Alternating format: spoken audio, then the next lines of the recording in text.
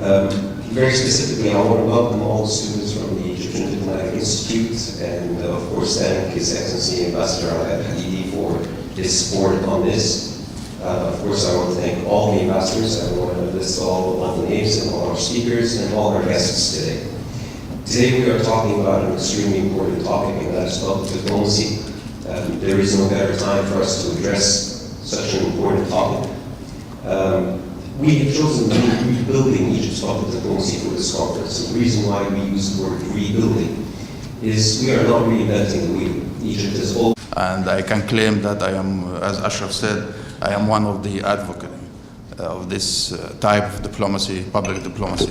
I always believe this kind of indirect messages is more able to go through the hearts and the minds of the people. Well, let me start first by thanking the organizations of Al-Mal for this good conference. And in the meantime, I would like to greet my colleague Ala Al-Hadidi and Muhammad Kazim and Ali Sirri from the Foreign Ministry, and also the young diplomats, which I think they will be very good tools for the future of the public diplomacy in Egypt. And we need them and to be well trained for this kind of diplomacy. Anyway, public diplomacy, in a very simple way, is a proactive and creative diplomacy, targeting peoples, not governments, aiming to tackle problems arising from mutual lack of understanding or distorted stereotypes, or I would say negative imagery. And from this definition, I think the ultimate goal of the public diplomacy is to create a diplomatic and economic space for a country to work in and to influence the others through the public diplomacy. But we need tools, to implement the public diplomacy actually. We need tools in order to embark on an active public diplomacy. Egypt is enjoying, I would say, many tools because we are the land of the soft power and the land of tolerance and the land of stability and prosperity. So all these things, I think, will help us in our endeavor in order to implement very active public diplomacy to penetrate the hearts and the minds of the people abroad. The importance of public diplomacy now, I think, after the 30th of June, is maybe more essential and important for our activities abroad. We need to address people. We need to clarify many things which dominate the public opinion abroad and even influence the strategy and, let us say, the diplomacy of certain countries. So the need now for this kind of public diplomacy is maybe more important than any time before.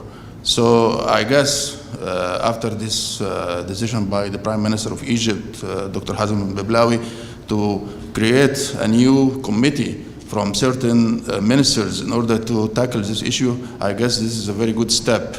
And we already experienced, the way how to conduct our public diplomacy when I went with Dr. Zahir Hawass and Dr. Hassan Ragab and many others to Germany recently. And we addressed people and we were trying to clarify the political and the economic aspects and all the developments which we are facing now in Egypt in order to give them the right picture about what's going on here. I think this kind of movement is so successful and it will bear a lot of good fruits in the near future. And I guess you can detect now that there is a real change in our, I would say,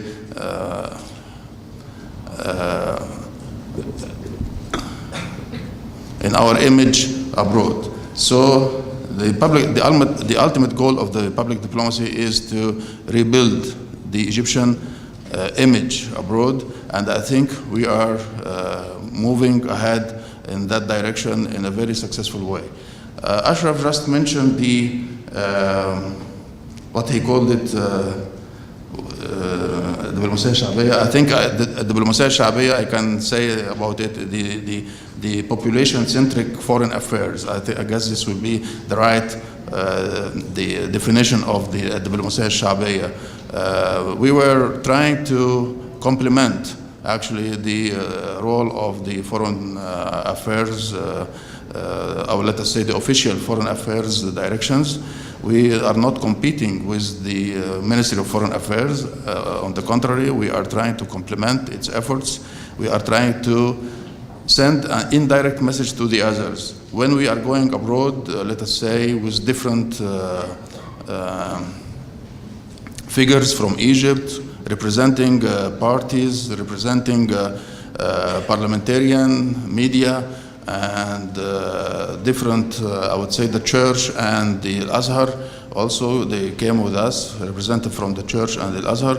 I think we were trying to send a strong message to the others that all the Egyptian people from all aspects, all tribes, all parties are trying to send one message, that Egypt is on the right track for having a real democracy in the near future.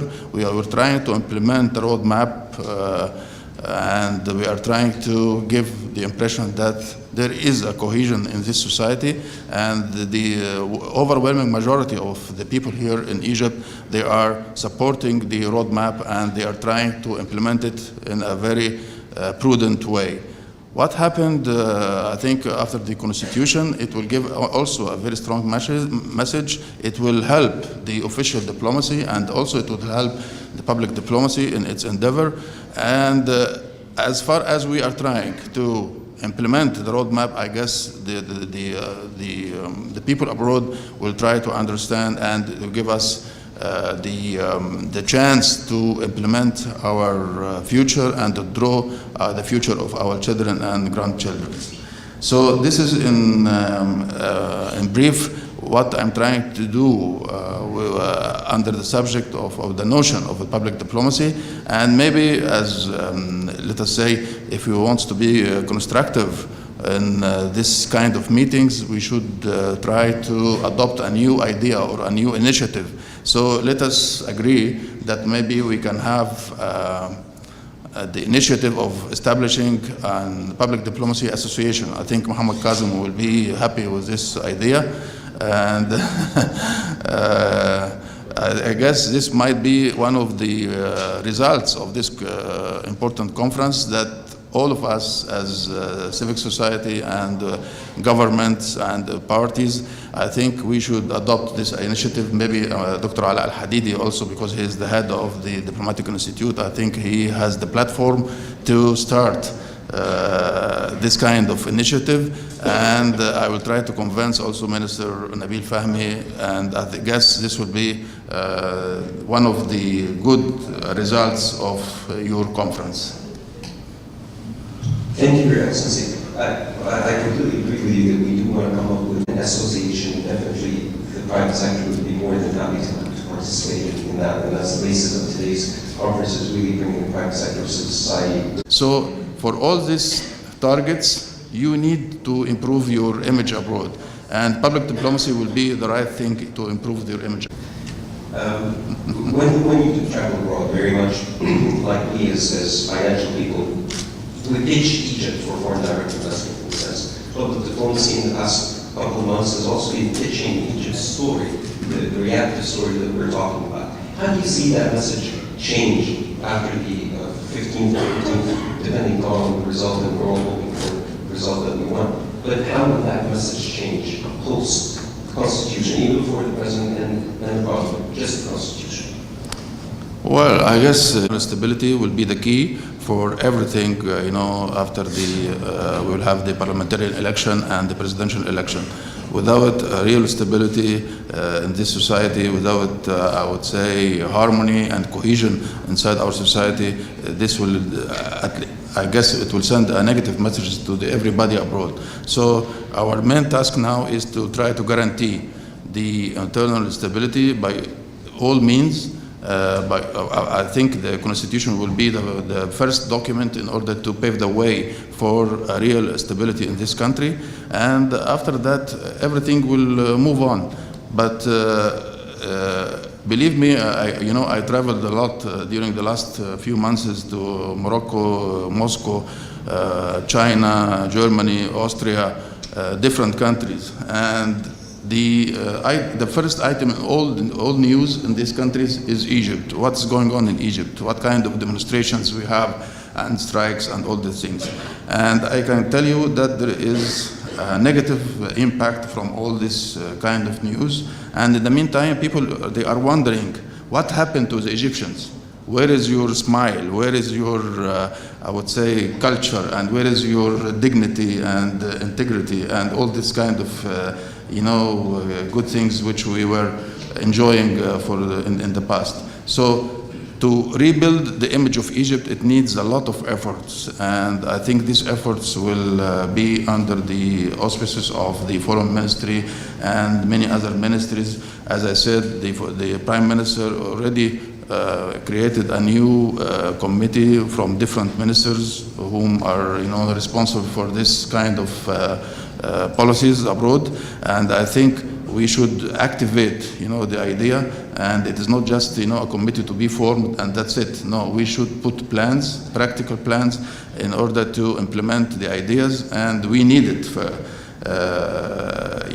to have a proactive, as I said in the beginning of my introduction, a proactive diplomacy in this time. And they both go hand in hand if we're talking about diplomacy. Well, the national identity, I think it is still there and still in our hearts and even in our attitude towards this country. And you can see that most of the civilian movements now, they are trying to gather under one banner, which is Egypt. And so the national identity, we never lost our identity at all. But what we are trying to do now is to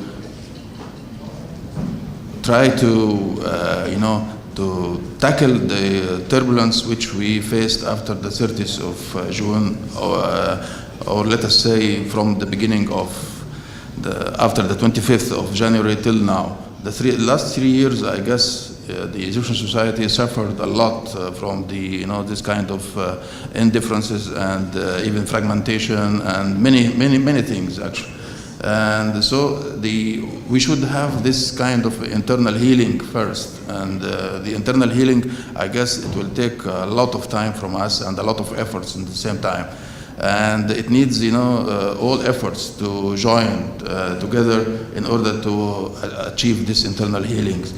We need our internal peace now. We need to learn how to listen to each other and to digest the ideas from each other. But unfortunately, what we are facing now is, I would say, is a social disease, and this social disease, I guess it will take a lot of time in order to be tackled and to have the right remedy for this disease. So Egypt should start, from now to have, or let us say, to improve the internal image in front of the people abroad, and this will take a lot of efforts, and it needs, a joint efforts from everybody.